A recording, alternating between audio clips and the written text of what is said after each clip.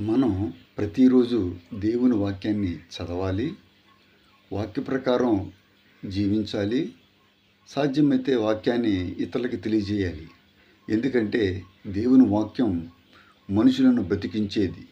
వారి బాధల్లో వారికి నెమ్మదినిచ్చేది. ఎంతోమంది బాధల్లో ఉన్నారు. నెమ్మది లేక బాధపడుతూ ఉన్నారు. శోధనలో ఉన్నారు.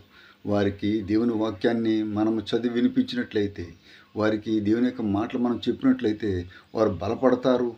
వారు మరింతగా దుఃఖం నుండి బయటపడడానికి అవకాశం ఉంటుంది. కాబట్టి లెట్ అస్ డెఫినెట్లీ మనం ఆ యొక్క వాక్యాన్ని ఇతరులకి తెలియజేసే విధంగా మనము వాక్య జీవితాన్ని కలిగి ఉండాలి. వాక్య ప్రకారము నడుచుకునే జీవితము మనము పొందుకోవాలని ప్రభు పేరట మీకు తెలియజేస్తున్నాను.